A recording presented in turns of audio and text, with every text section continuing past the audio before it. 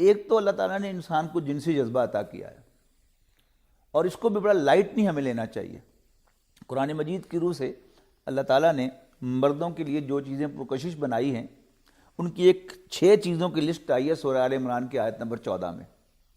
ان میں سر فہرست جو ہے وہ عورت ہے، لیکن اس اٹریکشن کے باوجود اللہ تعالیٰ نے انسان کے اندر حیا بھی رکھی ہے، یعنی اس کشش کے باوجود یہ بھی انسان کی فطرت کا حصہ ہے کہ انسان حیا محسوس کرتا ہے اپنے اس جذبے کو آؤٹ آف ویڈ لاک، یعنی شادی کے بندھن سے باہر نکل کر اس کو ایکسپریس کرنے پر۔ یہ ساری کی ساری جو کوشش ہے اس کو ختم کرنے کی ہے کہ وہ جو عورت کی جسم فروشی کو جو گھٹیا نگاہ سے دیکھا جاتا ہے، اس کو گھٹیا نگاہ سے نہ دیکھا جائے۔ عورت کے بے حیائی کو جس طرح گھٹیا نگاہ سے دیکھا جاتا ہے، اس کو گھٹیا نگاہ سے نہ دیکھا جائے۔ یعنی وہ خواتین کہ جو اپنے جسم کو دکھاتی ہیں اور اپنے کپڑے اتارتی ہیں، ان کو عزت دینا، یہ ایک بڑا کلیور موو ہے، بڑا ہوشیاری کا عمل ہے کہ آہستہ آہستہ جو مسلمان خواتین ہیں ان کے اندر سے وہ حیا ختم ہو، اور دوسرے وہ عورتیں کہ جو بے حیائی کا مظاہرہ کر رہی ہیں وہ انہیں اچھی لگنے لگیں، تو نتیجہ کیا ہوگا؟ آپ کو کوئی لمبی چوڑی تقریر، کوئی لمبے چوڑے پمفلٹ نہیں بانٹنے پڑیں گے، بس اسی سے سارے کام جو ہیں وہ ہو جائیں گے۔ پھر مرد جو ہے وہ تو بہرحال ہے ہی اس معاملے میں بہت زیادہ عیار، اور اس کی کمزوری ہے عورت۔ بنیادی طور پر جو فرق ہے اسے سمجھنا چاہیے کہ شادی بیاہ کے نتیجے میں بھی جنسی عمل جو ہے وہ واقع ہوتا ہے، اور شادی بیاہ کے بغیر بھی جنسی عمل ہوتا ہے۔ فرق کیا ہے کہ شادی بیاہ کے نتیجے میں جو جنسی عمل ہوتا ہے اس میں مرد کو اس کی ایک بھاری قیمت ادا کرنی پڑتی ہے، لیکن شادی کے بغیر اگر وہی چیز جو ہے وہ اس کا وہ حاصل ہو جائے تو وہ بہت سستے داموں مل جاتی ہے۔ مثال کے طور پر اگر اسلام کی ساری تعلیمات کو خلاصہ نکالیں جو ستر و حجاب اور حیا کے سلسلے میں دی ہیں اللہ تعالیٰ نے اور اس کے رسول صلی اللہ علیہ وسلم نے، ان کا خلاصہ یہ ہے کہ اللہ تعالیٰ اپنی بندیوں سے اور رسول اللہ صلی اللہ علیہ وسلم اپنی ماننے والی خواتین سے یہ کہہ رہے ہیں کہ جب تک کوئی مرد 2 گواہوں کی موجودگی میں تمہاری روٹی کپڑا مکان اور عزت آبرو کی حفاظت کا ذمہ نہ لے لے اور تمہیں اپنی وراثت میں شریک نہ کر لے، اس کو ایک اسمائل بھی پاس نہ کرنا، اس کو اپنا ہاتھ بھی دکھا کر خوش نہ کرنا اور اپنا چہرہ بھی دکھا کر خوش نہ کرنا۔ جبکہ جدید تہذیب کس چیز کو پروموٹ کرتی ہے کہ کیا ضرورت ہے اس بندھن کی، کیا ضرورت ہے اس کی ذمہ داری لینے کی؟ ایک پھول پیش کرو اور اس سے اسمائل لے لو، ایک لنچ کھلاؤ اور اس سے انجوائے کر لو، ذرا کپڑوں کی تعریف کر دو، پیسہ بھی خرچ نہ ہو، اور اس کے ساتھ جو ہے وہ بیٹھ لو، اس کے ساتھ انجوائے کر لو۔ اور پھر اسی کی آخری انتہا کیا ہے؟ There is nothing like free lunch in America۔ یعنی اس کا حصہ بنا دیا کلچر کا کہ یعنی جو پرانا رواج ہے وہ کیا ہے کہ مرد چلیے 1 کپ چائے تو پلائے گا ہی صحیح اس کو، یا ڈنر تو کھلائے گا ہی صحیح اس کو۔ لیکن اب امریکہ میں کیا پروموٹ ہوا کہ ڈیٹنگ کے اندر بھی جب ایک مرد اور عورت، ایک لڑکا اور لڑکی ڈیٹ کر رہے ہیں، وہاں بھی وہ اپنے اپنے پیسے خرچ کریں، لیکن اللہ تعالیٰ نے بہرحال کیونکہ عورت کو جذباتی پیدا کیا ہے اور اس کے اندر وہ مکاری اللہ تعالیٰ نے نہیں رکھی جو مرد کے اندر ہے، لہذا عورت محسوس ہی نہیں کرتی کہ میں ایکسپلائٹ کی جا رہی ہوں یا مجھے عزت دی جا رہی ہے۔ حالانکہ یہ ساری کی ساری عورت کی ایکسپلائٹیشن ہے۔ مساوات کا تصور، برابری کا تصور کیا ہے؟ عورت کے ساتھ دھوکہ، کہ مرد جو ہے وہ اپنے حصے کا کام اس سے لے لیتا ہے۔ اللہ تعالیٰ نے جو ذمہ داریاں تفویض کی تھیں، گھر کو فائنانس کرنا، گھر کو مینیج کرنا، یہ مرد کی ذمہ داری تھی، اور بچے پروڈیوس کرنا اور ان کو نورش کرنا، ان کی تربیت کرنا، ان کی براٹ اپ جو ہے وہ عورت کی ذمہ داری تھی۔ اب مرد اڑتا بھی لٹک جائے تو بچے کی پروڈکشن میں وہ عورت کا کوئی ہاتھ نہیں بٹا سکتا، وہ تنہا پورے 9 ماہ جو ہے وہ ساری تکلیف بھی برداشت کرتی ہے، اور بچے کو ساری اٹھائے پھرتی ہے، اس میں مرد اس کا کوئی ہاتھ نہیں بٹا سکتا۔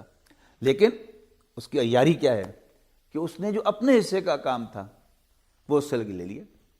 لیکن عورت چونکہ بہرحال سادہ لوح ہے، وہ اپنی سادہ لوحی میں یہ نہیں جانتی کہ اس کا محسن آج کا معاشرہ ہے، آج کا میڈیا ہے، یا آج کی تہذیب ہے، یا اس کے محسن محمد عربی صلی اللہ علیہ وسلم. ڈاکٹر صاحب آپ کی گفتگو سے مثبت پہلو تو بہرحال یہی سمجھ میں آیا کہ اسلام ہی ہے جو عورت کو عزت دینے والا ہے، اور اصل میں تو یہ جو سارے ہتھ گنڈے جو مغربی تہذیب کی طرف سے ہیں یہ تو اس کو ڈیگریڈ کرنے کے لیے. لیکن اس میں ایک منفی پہلو بہرحال یہ بھی ہے کہ ایک بہت بڑا المیہ ہے کہ وہ قوم جو جسے سیدنا عثمان غنی رضی اللہ تعالیٰ عنہ کی جانشین ہونا چاہیے تھا، کامل الحیاء والایمان والا معاملہ، ان کو آج تک حیا کو ڈیفائن کرنے میں مشکل پیش آ رہی ہے، اور یہ بہرحال ہمارے لیے ایک لمحہ فکریہ ہے. تو بہرحال یہ محسوس ہوتا ہے کہ یہ تو ایک دو دھاری تلوار ہے، ایک تو یعنی مسلمان نوجوانوں کو غلط راستوں پہ لگانا بھی، اور دوسری طرف یہ کہ اپنی معیشت کو پروموٹ کرنا بھی.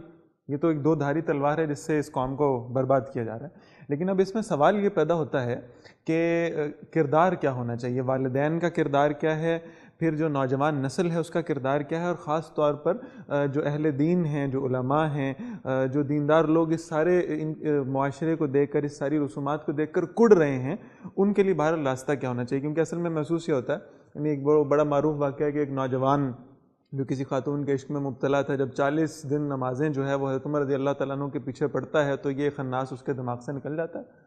تو بہرحال اصلاح کے لیے اصل میں معاشرے کے مختلف جو حصے ہیں ان کا کیا کردار ہونا چاہیے، اس کے بارے میں کچھ فرمائیے. دیکھیے میں 3 باتیں آپ کے سامنے رکھتا ہوں. ڈاکٹر عبدالسمیع صاحب نے بہت ہی بنیادی اور اہم گفتگو ہمارے سامنے رکھی، نکاح کے بندھن کے تعلق سے بھی اور اس کے باہر جو کچھ ہو رہا ہے اس کے تعلق سے بھی.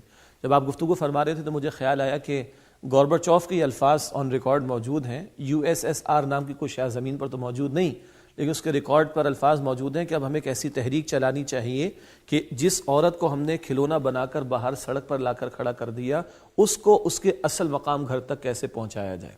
یہ میں اس کی مثال اس لیے دے رہا ہوں کہ آج جن تہذیبوں یا جن ممالک یا جن علاقوں سے یہ چیزیں امپورٹ ہو کر ہمارے آ رہی ہیں، ان ممالک کو چلانے والے کس نتیجے پر پہنچے. یہ تو خیر گورباچوف کے الفاظ ہیں. البتہ جب بھی یہ بات کوٹ ہوتی ہے تو ہمیں قرآن کی وہ آیت یاد آتی ہے، سورۃ الاحزاب کی آیت نمبر 33، وَقَرْنَ فِي بُيُوتِكُنَّ. اللہ نے عورت کے لیے کہا کہ تمہارا اصل مقام تمہارے گھر پر ہے، اپنے گھروں پر قرار پکڑو. تو گورباچوف کہتا ہے کہ اس عورت کو گھر تک واپس کیسے لے کر آئیں، اس کی ہمیں تحریک چلانی ہے. آپ کے علم ہے کہ بل کلنٹن نے الفاظ کہے تھے کہ عنقریب ہماری قوم کی عظیم اکثریت ان بچوں پر مشتمل ہوگی those who are born out of wedlock، اور US آرمی 50% پلس اسی طرح کی نسل پر مشتمل ہے. تو آپ اندازہ کر لیجئے کہ عراق اور افغانستان میں کیا کچھ گل کھلائے ہیں اس US آرمی نے.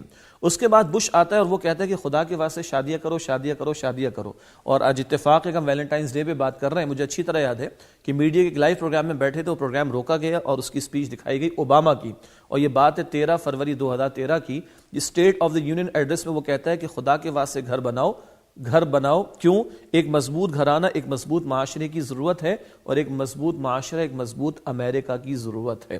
تو ہم جن کی چال چلنے چلے ہیں وہاں یہ نتائج سامنے آ رہے ہیں، اور ان کو اپنے پالیسی سٹیٹمنٹس کے اندر یہ کہنا پڑ رہا ہے. تو لوٹ کے بدو وہیں آئیں گے، یعنی جہاں فطرت، اور ہم کہیں گے ہمارا دین ہمیں لے جانا چاہتا ہے.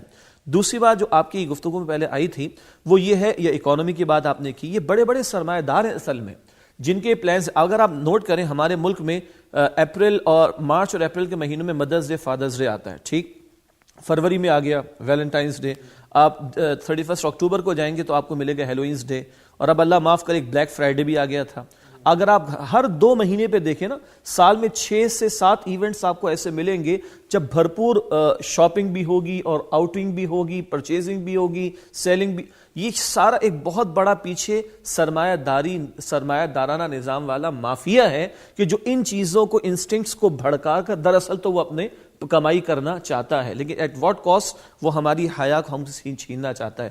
حجاب کے تعلق سے بھی خوبصورت بات کسی نے کہی کہ آج دنیا میں حجاب کے دشمن سب سے بڑے کون ہیں؟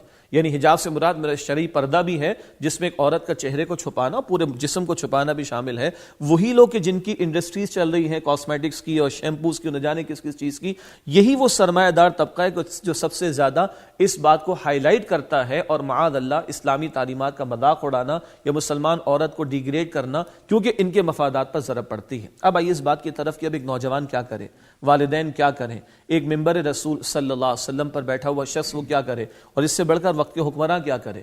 تو ہم اس رسول امی صلی اللہ علیہ وسلم کی امتی ہیں جن کی امت کو اس کام کے لیے پیدا کیا گیا جو قرآن کہتا ہے کہ تأمرون بالمعروف وتنہون عن المنکر، تم نیکی کا حکم دو گے، بدی سے روکو گے.